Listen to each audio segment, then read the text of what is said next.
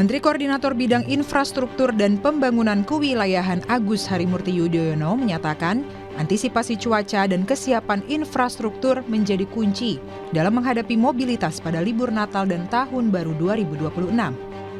Dalam kunjungannya ke kantor Badan Meteorologi, Klimatologi, dan Geofisika, AHY mendengar langsung penjelasan prediksi cuaca di sejumlah wilayah di Indonesia pada akhir tahun 2025 dan awal tahun 2026.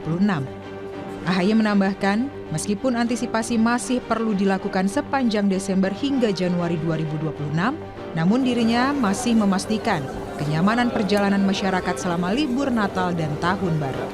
Apa yang perlu kita ketahui dan sekaligus antisipasi terkait dengan cuaca yang kita harus pastikan agar perjalanan masyarakat ini tentunya didahulukan faktor keamanan dan keselamatan, dan juga tidak lupa faktor kenyamanan selama masa Nataru.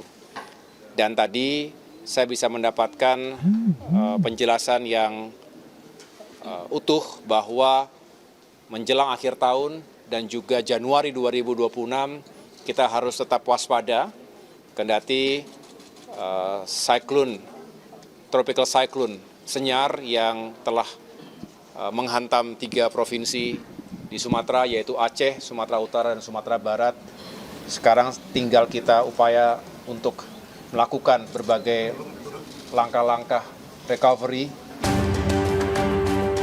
Sementara itu, cuaca ekstrim di sejumlah wilayah di Indonesia selama 1 pekan terakhir telah menimbulkan kerugian. Seperti yang terjadi di Sukabumi, Jawa Barat, hujan deras selama 3 hari menyebabkan banjir yang diperparah dengan luapan Sungai Cidadap, mengakibatkan belasan rumah hilang dan terbawa arus. Akibat kejadian ini, 72 kepala keluarga atau 216 jiwa mengungsi. Sementara masih ada 55 kepala keluarga atau 156 jiwa yang terancam akibat dampak bencana. Tak hanya itu, masih di wilayah Sukabumi, terjadi pergerakan tanah dengan skala besar. Ruas jalan provinsi di Kampung Cimapak, Desa Loji amblas dan terputus total. Akibatnya, urat nadi transportasi yang menghubungkan wilayah daratan tinggi Pejambangan menuju pusat pemerintahan di Pelabuhan Ratu lumpuh total. Hal ini dikarenakan struktur tanah di bawah badan jalan kehilangan stabilitasnya. Kami mengimbau kepada pengguna jalan, baik kendaraan roda 2 maupun roda 4 yang akan melintas ke jalur simpenan Jalan Nasional Kiara 2 Bagbagan ini agar menggunakan alternatif lain. Bisa menggunakan jalur Bojong Lopang, Jampang Tengah, dan Kiara 2.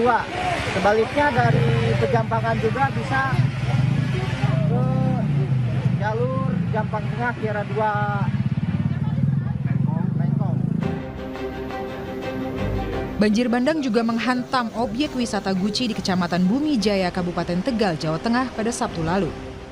Banjir bandang disebabkan hujan dengan intensitas tinggi, menyebabkan aliran sungai meluap dan menerjang sejumlah fasilitas di objek wisata Guci. Meskipun tak ada korban dalam kejadian ini, namun sejumlah fasilitas di objek wisata Guci terpaksa ditutup sementara untuk dibersihkan dari material lumpur, pasir, dan batu yang terbawa banjir. Lokasi wisata di Ubud pun juga tak terelakkan dari banjir. Banjir sebagian besar terjadi di ruas jalan utama hingga pintu masuk menuju sejumlah objek wisata di Kabupaten Gianyar, Bali. Sejumlah kendaraan pun mogok karena nekat menerjang banjir. Badan Meteorologi, Klimatologi, dan Geofisika telah memetakan sejumlah wilayah yang diperkirakan akan mengalami puncak musim hujan selama periode Natal dan Tahun Baru. Di bulan Desember, Pulau Sumatera bagian utara, tengah, hingga selatan akan mengalami puncak musim hujan. Sementara, Pulau Jawa, Bali, dan Nusa Tenggara akan mengalami puncak musim hujan pada Januari 2026. Sejumlah langkah disiapkan untuk antisipasi dan mitigasi, diantaranya melakukan monitoring di tiap wilayah hingga rencana pelaksanaan modifikasi cuaca. Untuk Nataru ini kita bagi zonasinya dulu ya, bahwa kalau di Sumatera itu terutama bagian utara dan bagian tengah dan juga sampai Sumatera Selatan ini puncak musim hujan ada di bulan Desember, kurang lebih ya, November-Desember. Tapi di Pulau Jawa sendiri dan bagian Lampung, Jawa, Bali, Nusa Tenggara itu ada di bulan Januari nanti.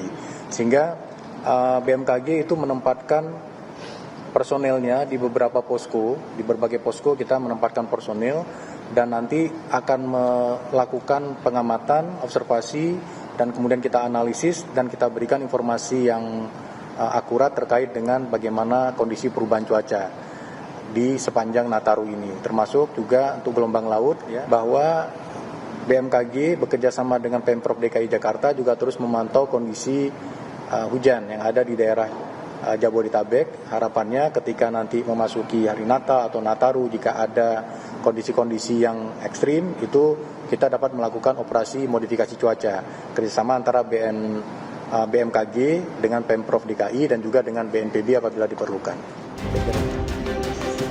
Sementara Kepala Korlantas Irjen Agus Suryo Nugroho telah menyiapkan sejumlah skenario untuk mengantisipasi cuaca ekstrim yang berisiko menyebabkan situasi darurat. Sejumlah rencana tersebut akan diterapkan diantaranya di jalan tol dan pelabuhan saat puncak liburan Natal dan Tahun Baru 2026.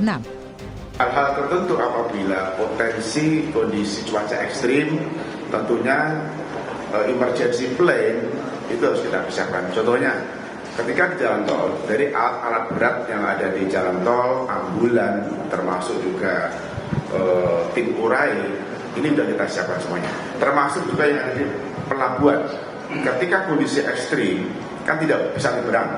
Ya, pada saat tidak ada nyebrang itu, tentunya akan terjadi antrian yang panjang. Antrian yang panjang ini solusinya adalah kita masukkan ke tempat-tempat baberson yang sudah kita siapkan.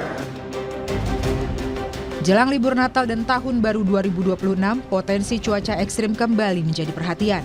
Situasi ini muncul bersamaan dengan puncak musim hujan yang secara klimatologis terjadi pada akhir dan awal tahun depan.